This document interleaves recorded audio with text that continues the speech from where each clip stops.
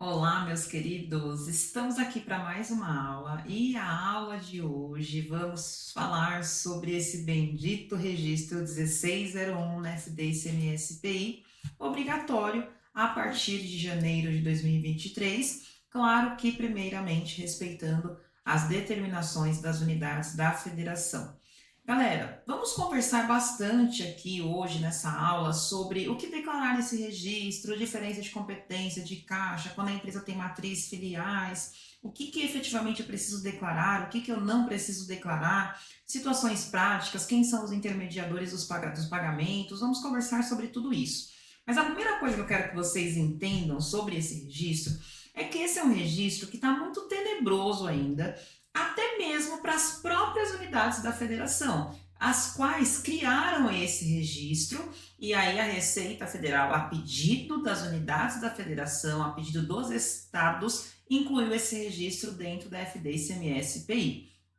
Os próprios estados, os quais criaram a obrigatoriedade desse registro, ainda estão muito omissos ou até mesmo confusos em muitos detalhes e dúvidas que estão surgindo agora na hora de efetivamente informar os itens ali que eles pedem dentro da FD-ICMS-PI.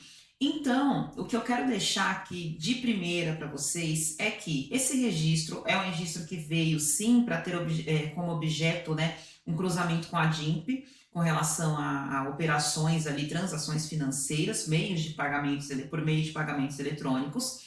Só que a forma pela qual esse registro foi instituído e já tem um ano que ele está aí em existência e só a partir de agora que ele está sendo obrigatório, mas ele já existe há bastante tempo, há mais de um ano, e aí na hora de preencher essas informações, fica ainda tudo, em algumas coisas ainda tudo meio confuso. Alguns itens que nós vamos esclarecer aqui agora, a Receita Federal já se pronunciou e já estabeleceu o que é que tem que ser feito. Porém, eu ainda identifico que existem muitas falhas de comunicação dos próprios estados de como nós devemos realmente preencher e entregar e como fazer em determinadas situações.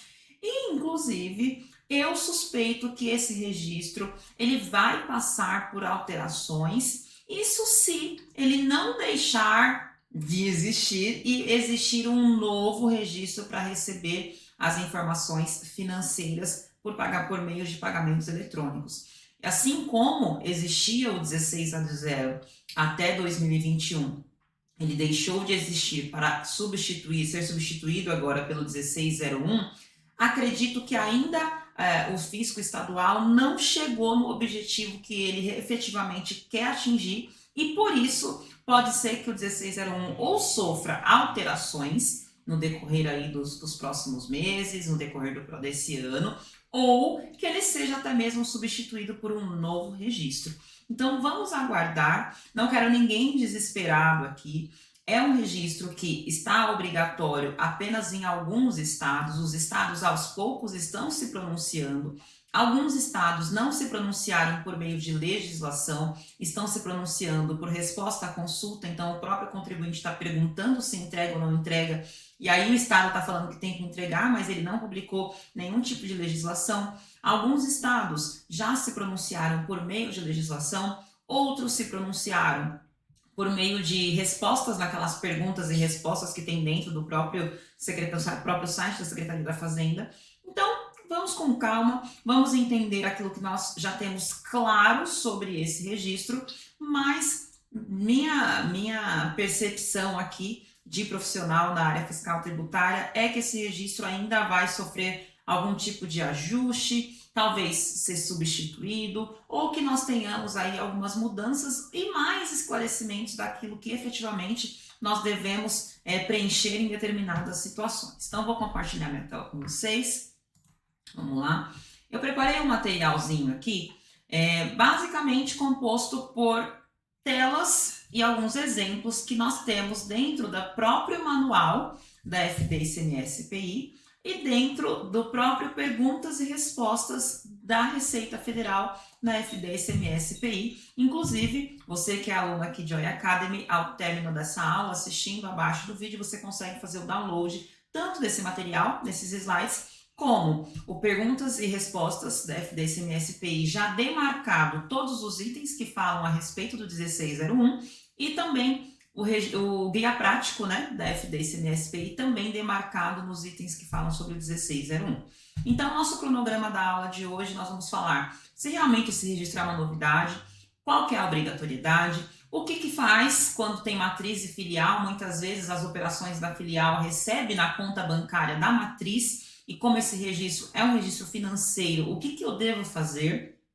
Quais são os valores que nós devemos declarar? São todos os recebimentos no banco que eu tenho que declarar? São recebimentos só de nota fiscal de venda? Quais são os recebimentos que eu tenho que declarar? Tenho que excluir alguma coisa? Nós vamos falar sobre isso. Quem são os participantes que vão constar nesse registro? Nós temos duas opções de participantes que podem acontecer simultaneamente ou apenas um.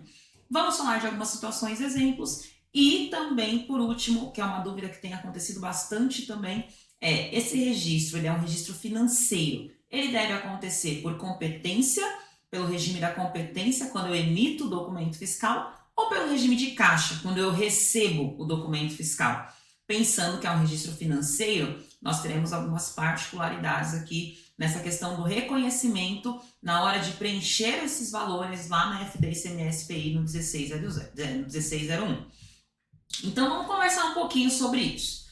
Fato, o 1601 não é uma novidade. Pasmem se quiser, mas desde o Guia Prático na versão 3.1.1 de 2022, nós tínhamos o registro 1600, deixa eu pegar minha canetinha aqui, que recebia as informações financeiras através de cartão de crédito ou débito, e esse registro 1600 ele deixou de existir em 2021. Ele também deveria ser informado o valor total das vendas, retirando o estorno, cancelamento e outros recebimentos ali via cartão que pudesse existir, mas não vinculado à atividade operacional da empresa, que não fosse faturamento. O 1600 era só para a operação com cartão, crédito ou débito. Foi válido até 2021 e aí nós temos o 1601 aparecendo em substituição ao 1600, que deixa de existir em 2021, e aí o 1601 passa a valer a partir de janeiro de 2022. Estou gravando essa aula em fevereiro de 2023. Então, eu estou falando para vocês que o 1601 ele já existe há mais de um ano. Isso significa que esse registro não é um registro antigo. Mas o que acontece? Por que então, se ele já tem mais de um ano, que tá todo mundo maluco para saber o que faz, o que preenche, o que deixa de preencher nesse registro 1601? Nós, brasileiros, temos um sério problema de querer deixar as coisas para a última hora. E quem atua no mundo tributário, não julgo, porque a cada 5 minutos é uma novidade para a gente cuidar. E aí, nós temos essa tendência de que, não é obrigatório ainda? Vamos se preocupar com outras coisas que já é obrigatório? E aí, quando estiver chegando perto, a gente vê o que faz. Esse registro 1601, ele tem por objetivo identificar os valores das operações realizadas pelo declarante do arquivo por meio de pagamentos eletrônicos. Então aqui eu vou dar vários exemplos para vocês que tipos de pagamentos eletrônicos são esses que você tem que declarar no 1601.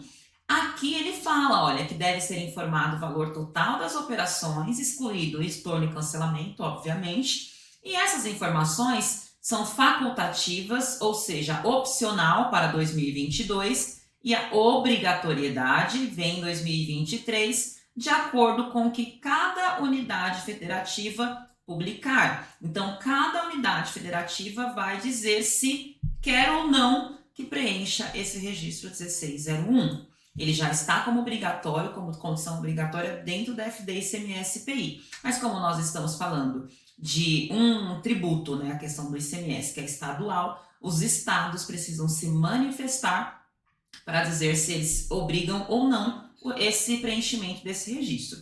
Desde já, independentemente do seu estado, eu vou inclusive passar aqui uma lista dos estados que já se pronunciaram efetivamente, claramente, que é obrigatório, mas ainda que você tenha seus clientes, ou você mesmo que está assistindo essa aula, tá ali trabalhando numa empresa e não está nesse estado, recomendo que você não deixe para a última hora e já vai mexendo os pauzinhos aí, principalmente com relação à parametrização do sistema, a parte financeira, porque os sistemas precisam estar extremamente preparados e amarrados para trazer o preenchimento deste registro. Do contrário, o trabalho manual que o departamento financeiro precisará fazer para te passar as informações para declarar no registro 1601 vai ser um trabalho árduo, principalmente para empresas que têm matriz e filiais. Mais para frente vocês vão entender por que eu estou falando isso.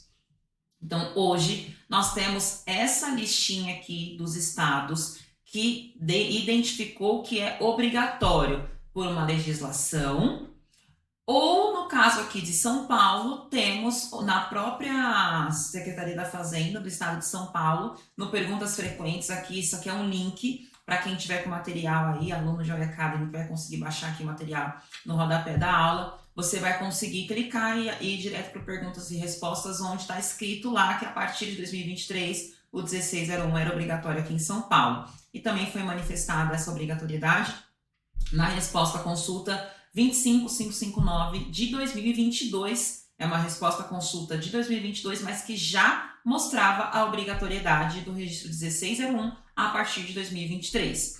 Alguns estados, como Bahia, Espírito Santo, já vi alunos pronunciando aqui a obrigatoriedade porque fizeram uma pergunta por e-mail para a Secretaria da Fazenda e a Secretaria da Fazenda retornou dizendo que era obrigatório.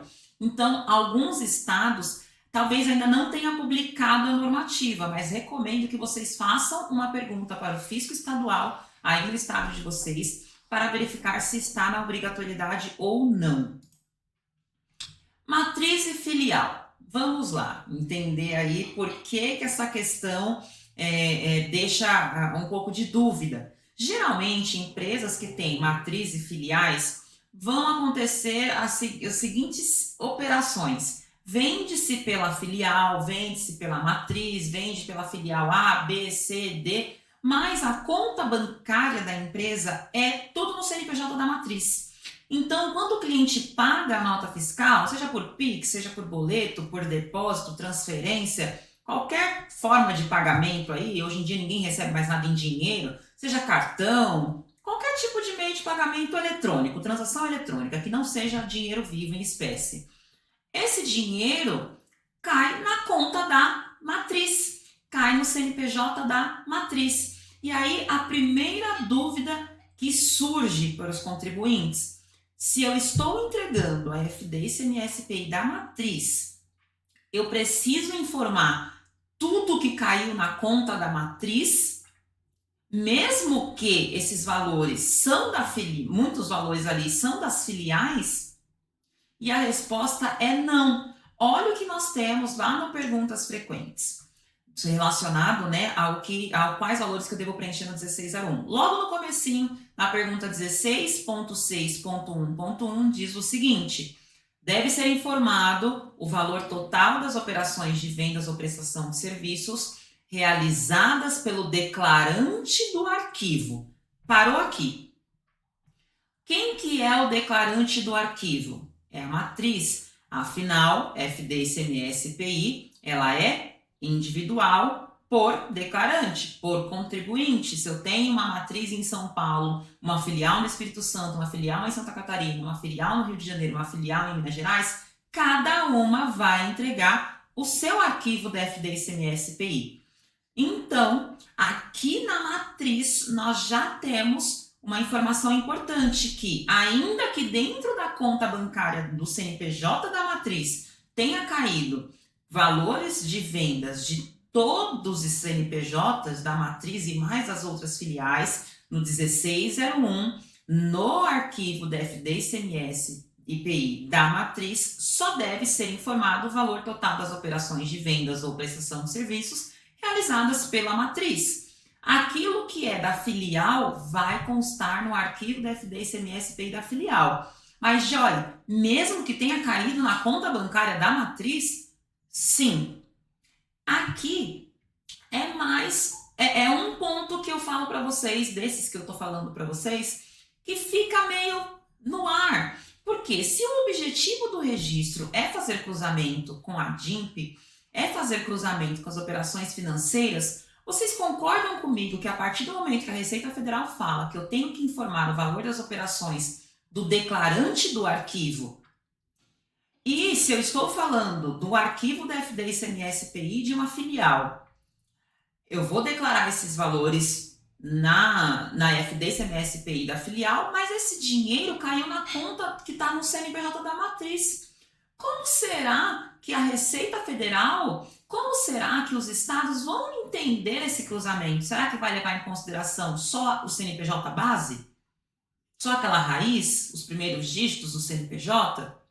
Fica aqui uma incógnita. Por isso que desde o começo da aula eu estou falando para vocês que eu suspeito que esse registro ainda vai sofrer alterações, isto é, se não deixar de existir e ser substituído por um outro registro, assim como aconteceu com o 1600. Então, por hora, o que nós temos, claro, nítido e em bom tom da Receita Federal é que eu devo informar o valor total dessas operações realizadas pelo declarante do arquivo. Se na conta da matriz entrou dinheiro de vendas da filial, esses valores deverão ser desconsiderados no arquivo da matriz e deverão ser preenchidos no arquivo da FD ICMS-PI da filial. Beleza?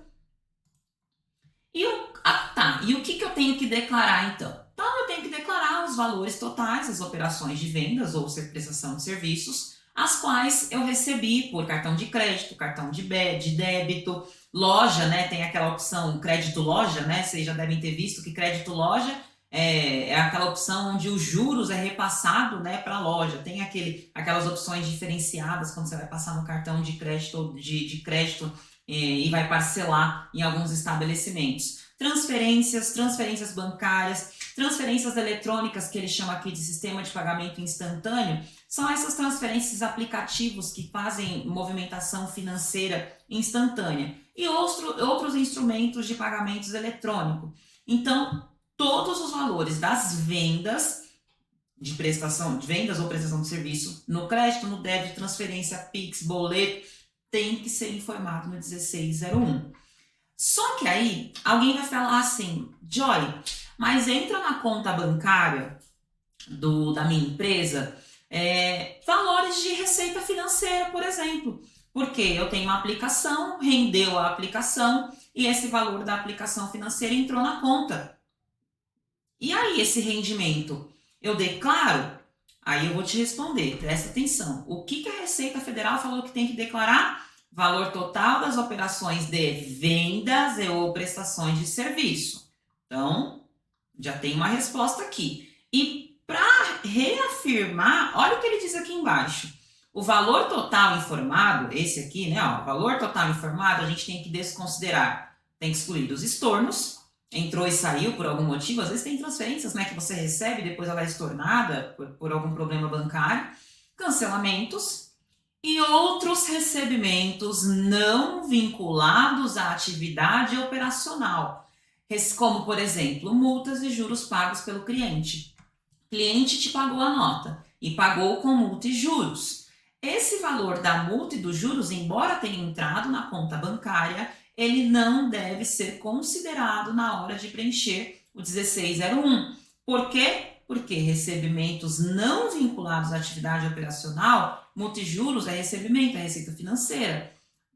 Isso aqui tem que ser desconsiderados, devem ser excluídos. Estorno, cancelamento e outros recebimentos que não estão vinculados à atividade operacional. Quando a gente fala de atividade operacional, é da operação da empresa mesmo. Aquilo que é a atividade dela corriqueira, o faturamento dela, aquilo que é oriundo da atividade ali, padrão da empresa, certo? E o valor tem que ser rateado em 3 campos. Aqueles valores que são de operações que teve incidência de CMS, com incidência de ISS, e as outras que não teve nenhum nem outro. Então, fique claro mais uma coisa aqui, então nós temos já mais uma informação. No valor total que eu tenho que declarar lá, é o valor total de operações de vendas, prestação de serviços, exclui estorno, exclui cancelamento e não considera também valores que não se vinculam com a atividade operacional da empresa. A exemplo, multa e juros recebido aí pelo cliente. Então, aqui já fica mais um alerta, né? Porque se o cliente pagou com multa e juros, o cliente vai pagar um valor cheio. Vamos imaginar que era um boleto de R$1.000, e aí, como pagou atrasado, você recebeu 1.100. O valor que vai cair na conta é 1.100. Olha como vai ser tenebrosa a parametrização que o seu TI vai ter que fazer no setor financeiro, porque na hora que entrar esse pagamento de 1.100 no banco, o financeiro vai ter que identificar que 100 é juros pelo atraso e automaticamente o seu sistema tem que entender que tem que levar para o 1601 somente os 1.000. Os R$100 fica de fora porque ele se refere a juros e aí não está vinculado à atividade operacional da empresa. Então, só os R$1.000 é que tem que vir para o 1601. Vai ser complicado esse tipo de parametrização, não é mesmo? Então, a galera do TI muito provavelmente está maluca agora, né? Então, ainda falando dos valores que a gente tem que declarar, gente, tudo que transitou por meio eletrônico. Então, com exceção do dinheiro em espécie, outras formas de pagamento que transitou por meio eletrônico, transitou por um banco ou por uma plataforma eletrônica, tem que declarar no 1601, desde que, claro, seja aqui o valor total de operações da atividade operacional, desconsiderando multa e juros pago pelos clientes. Então, Pix, transferência, TED, DOC, nossa, faz tempo que eu não ouço falar esse termo de TED, DOC, depósito, cartão de crédito, cartão de débito, vendas por intermediadores eletrônicos, quem vende pela Shopee, quem vende pelo iFood, Mercado Livre, porque essas empresas são intermediadoras, elas não são donas do produto, elas são intermediadoras. Você coloca o produto no Mercado Livre, o Mercado Livre realizou a venda, é um intermediador. Só que o Mercado Livre não é dono do produto, a Shopee não é dona do produto, o iFood não é dono do produto. Você coloca o seu produto lá e alguém compra na plataforma. Então, essa empresa, a Hotmart, o Mercado Livre, a Shopee, o iFood, eles são marketplaces. Agora tem também, né, a Amazon, a Magazine Luiza, a própria Americanas, tem lá dentro do portal a modalidade de marketplace, onde você coloca o seu produto, ele é vendido pela plataforma e essa plataforma é uma intermediadora eletrônica. Então, esse tipo de operação também tem que ser declarada lá no 1601. Quais são os participantes que vão existir dentro do 1601? Entendam primeiramente como participante o CNPJ, a pessoa jurídica que vai aparecer ali dentro do registro. Porque esse registro, gente, ele pede coisas muito simples. Ele pede quem que é a instituição que efetuou o pagamento para você, ou a instituição que foi a intermediadora. Então, em caso, pode ser que você tenha que preencher os dois, ou pode ser que tenha que preencher só um, só a quem efetuou o pagamento, que seria o banco, tá? E se foi uma operação por intermediador, Marketplace, Mercado Livre, Hotmart, iFood, tem que colocar o CNPJ do intermediador também. Então, ou você vai ter o preenchimento dos dois, ou vai ter só o preenchimento da instituição financeira do banco ali que efetuou o pagamento para você. Então, depois disso, já vem a linha dos valores que você vai ter que colocar, valores que foram sujeitos ao ICMS, valores que foram sujeitos ao ISS e o restante.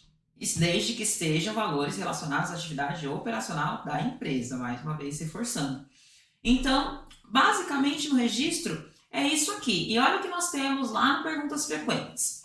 Então, temos duas opções de participantes. A instituição que efetuou o pagamento, que nada mais é o banco que vai receber o pagamento do cliente e passar para a sua conta, passar para a conta de quem está informando a FD, simples assim. E o intermediador da transação, se houver, não vai ser para todas as operações, dependendo da empresa que você trabalha.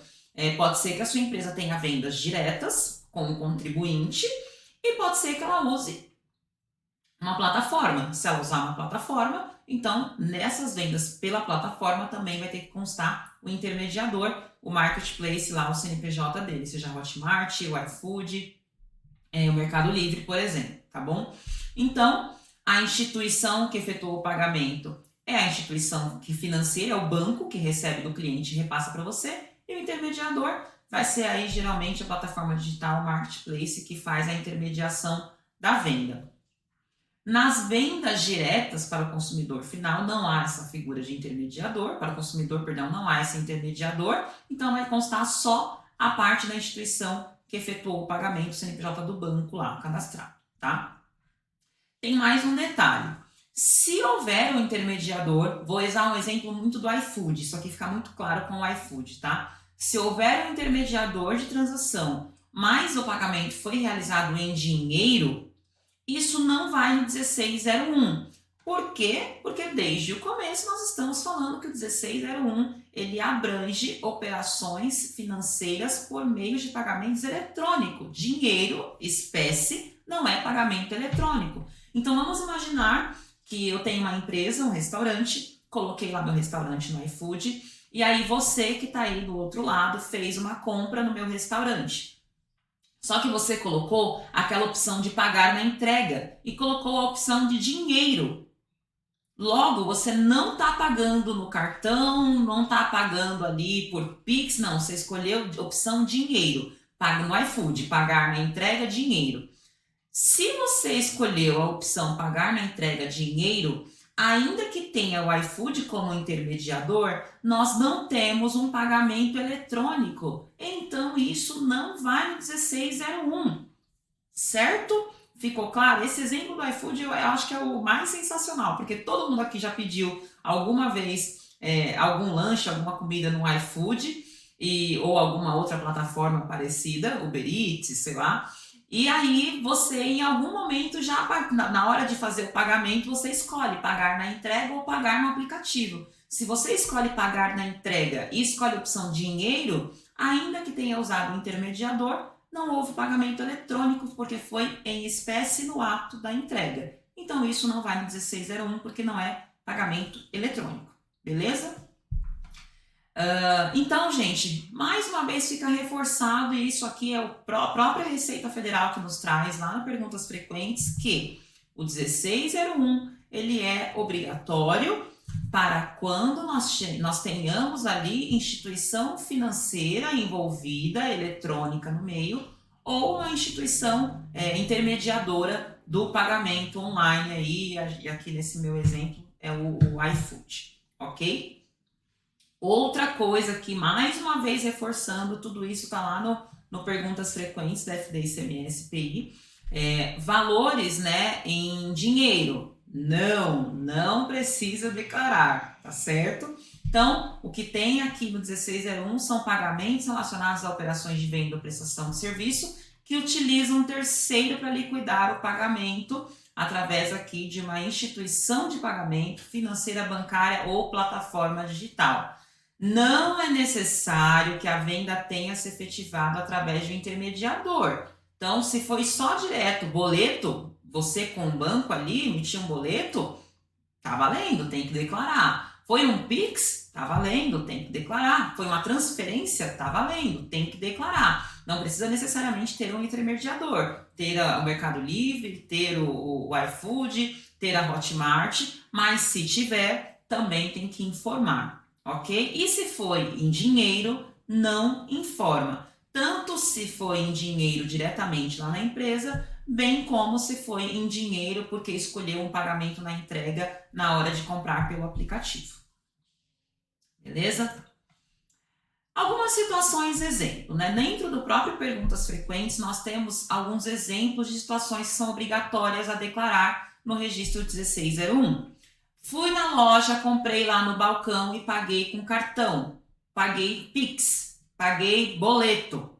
Preciso declarar, porque houve um pagamento de forma eletrônica. Seja Pix, seja boleto, seja cartão, foi um pagamento de forma eletrônica. Delivery, que pega um produto no contribuinte, agora está acontecendo bastante esse tipo de entrega, né? Tem vários locais, pelo menos aqui em São Paulo, tem vários locais que você passa, alguns galpões assim, que tem vários motoboys na frente. E aí os motoboys ficam ali pronto, porque caiu no aplicativo a venda, ele vai lá na empresa, pega o produto, entrega lá no cliente, tá? Entrega lá no cliente e aí recebe o pagamento. Dinheiro, cartão, outra modalidade, mas feito pelo aplicativo de delivery intermediador ali. Você, como contribuinte, vai receber isso lá na sua conta. Como recebeu na sua conta da empresa, isso é pagamento eletrônico, tem que declarar. Depósito em dinheiro. O cliente pegou o dinheiro e foi na sua conta bancária e depositou. A partir do momento que ele deposita, nós estamos falando de uma transação eletrônica, porque entrou no banco. Ou cheque. Nossa, nem sei se alguém usa cheque ainda, mas cheque também se torna pagamento eletrônico. Por quê? Você vai pegar, ainda que aquilo está no papel, na sua mão, quando você deposita na conta, por isso que aqui está focado aqui, ó, depósito. Quando você deposita, a partir do momento que você deposita, isso entra na conta bancária da empresa, isso se transforma numa movimentação eletrônica de pagamento, porque entrou no banco. Então, nós temos a instituição financeira envolvida. Situações que não são obrigatórias a lançar no 1601. Venda direto, foi no balcão, só que agora, ao invés de eu pagar aqui por cartão, Pix ou boleto, eu vou pagar em dinheiro. Simples assim. Se o pagamento for em dinheiro, diretamente aqui do cliente para o contribuinte, não vai informar no 1601. Troca. Comprei um produto. No dia que eu comprei, eu paguei no cartão. Ótimo, ok. Naquela data, você pagou no cartão, aquele valor naquela data vai para o 1601, mas por algum motivo não serviu, não gostei, decidi trocar depois, fui lá e troquei a mercadoria. Na troca, se não houve pagamento complementar, não tem que colocar nada do 1601 adicional. Já foi na época da venda. Eu comprei em dinheiro e paguei aqui em dinheiro, esse dinheiro não foi depositado, ficou no caixinha. Não tem que entrar no 1601. Fui lá e troquei. Não tem que entrar no 1601 porque não houve pagamento complementar. Joy, teve um pagamento complementar. Paguei uma diferença no cartão. Opa, esse valor é a diferença que foi pago no cartão, tem que entrar no 1601.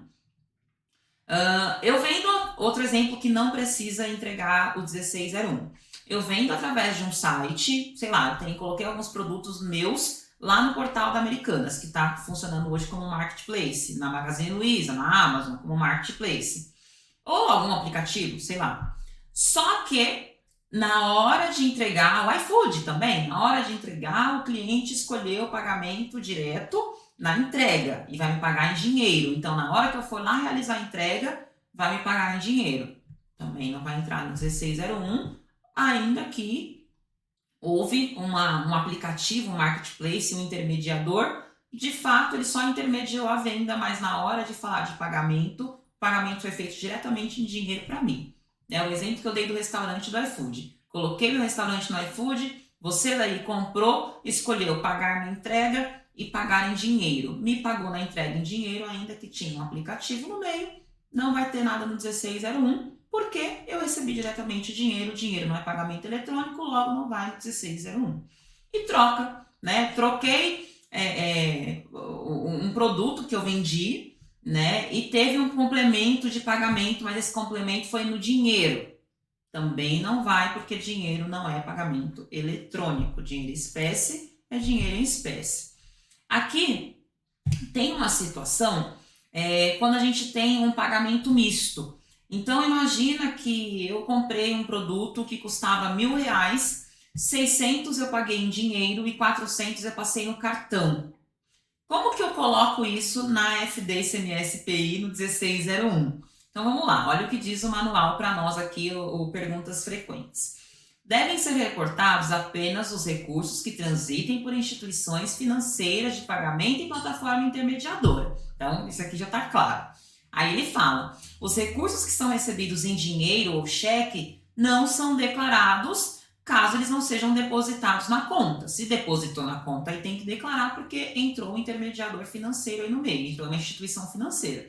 Mas se eu não depositar, isso não entra. Aí ele dá um exemplo aqui, um produto vendido por R$1.000, pago 600 de dinheiro e 400 no cartão. No 1601, eu só vou colocar os 400 do cartão. Eu só declaro os R$600 em dinheiro caso eu fizer o depósito desses R$600 em dinheiro. Se eu não fizer o depósito desses R$600 em dinheiro, deixar esses R$600 no caixinha, para comprar as coisas que eu tenho ali do dia a dia da empresa, um material de limpeza, um material de escritório de uso e consumo, deixei no caixinho R$ 600, não depositei. Então, só vai ficar declarado no 1601 os 400 que foi no cartão. Os 600 que foi em dinheiro não aparece. Aqui nós visualizamos claramente que esse registro não é um registro fiscal, é um registro financeiro, embora ele esteja dentro de uma obrigação acessória, né, que é muito fiscal, é muito tributária. Nós visualizamos algo extremamente oposto, muito financeiro aqui dentro. Porque na nossa cabeça inicial, e esse é um dos motivos pelos quais a gente está vendo toda essa movimentação e gerando muitas dúvidas acerca desse registro, é porque a pessoa está pensando assim, nossa, mas a nota fiscal é de 1.000. Como que eu vou declarar? Eita, a nota fiscal está lá no bloco C, dentro do DFD ICMS-PI. Como que eu vou declarar no 1600 só 400? Ah, vai dar problema, a Receita vai cruzar e vai... Não, nossa, tem alguma coisa que pode acontecer aqui de errado. Porque justamente a gente está com essa cabeça pensando numa obrigação fiscal. Mas o registro não é isso. O registro, ele é puramente financeiro, beleza? Então, caminhando aqui para o nosso último tópico, competência ou caixa. Como que deve ser informado esse registro 1601? Eu formo por competência, vendi, declaro lá, ou eu informo pelo regime de caixa, quando efetivamente cair no banco o dinheiro? Como nós estamos falando de um registro financeiro, é um registro completamente financeiro, nós vamos informar pelo regime de caixa. Ou seja, caiu no banco, eu declaro, com exceção dos pagamentos realizados em cartão de crédito. Por quê? Cartão de crédito é pagamento garantido. Então, quando eu vendi, se o cliente pagou no cartão de crédito, que ele tenha pago em 12 vezes no cartão de crédito, cartão de crédito é pagamento garantido. Não tem risco de eu não receber. Quem pode não receber é a operadora do cartão lá, mas eu vou receber.